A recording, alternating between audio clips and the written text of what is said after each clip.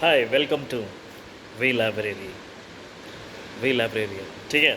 तो कल हमने ने यूनिवर्स ऑफ नॉलेज का डिफरेंट टाइप्स ऑफ सब्जेक्ट, विभिन्न प्रकार के विषय कैसे बनते हैं, कैसे निकलते हैं, इनके बारे में हमने पढ़ा था। वीडियो अवेलेबल है, आप देख सकते हैं। तो आइए इसके कुछ इंपॉर्टेंट क्वेश्चन भी डिस्कस कर लेते हैं। पहला क्वेश्चन है, according to Ranganathan types of subject, कितने प्रकार के रंगनाथन ने सब्जेक्ट दिए थे? तो उन्होंने 3 प्रकार के दिए थे, basic, compound and complex. That's good.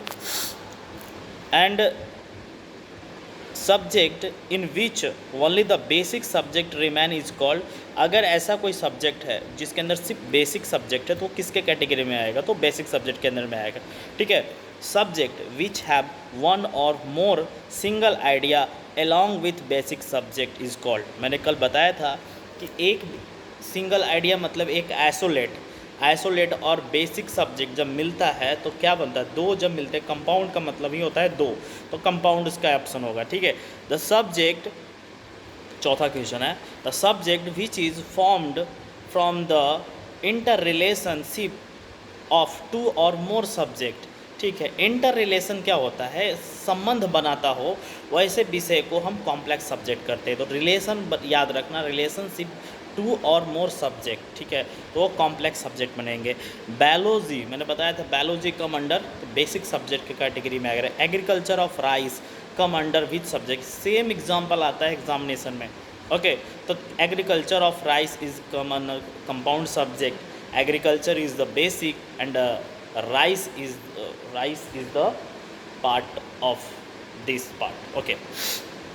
Biochemistry example of complex subject because biochemistry is come under the biology plus chemistry is merge and उसका जो रिजल्ट निकलता है बायो कॉम्प्लेक्स सब्जेक्ट बनता है। ठीक है।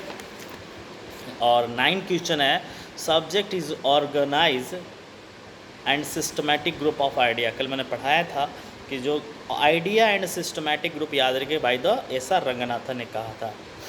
When an idea get organized and systematized in the form of body of idea is form. वही बात कह रहे हैं ये कि अगर किसी विचार को को हम ऑर्गेनाइज फॉर्म में कर देते हैं तो क्या बन के निकलता है? तो ऑर्गेनाइज फॉर्म में किसी विचार को ऑर्गेनाइज फॉर्म में कर दिया जाए, जैसे मैंने कहीं से पढ़ा लिखा और उसको ऑर्गेनाइज फॉर्म में करके डिलीवर कर रहा हूँ, तो ये नॉलेज बन गया। नॉलेज के बाद आप सब्जेक्ट बनेगा इसके आगे। तो इसी प्रकार जब नॉलेज होता है ऑर्गेनाइज में होता है, ऑर्गेनाइज होने के बाद आइडिया, नॉलेज एंड उसके बिकम में सब्जेक्ट बनता है। ठीक है। तो इस प्रकार से 10 क्वेश्चन इस टॉपिक के थे, मैंने आपको बता दिया। अगर आप पसंद आए तो लाइक करें।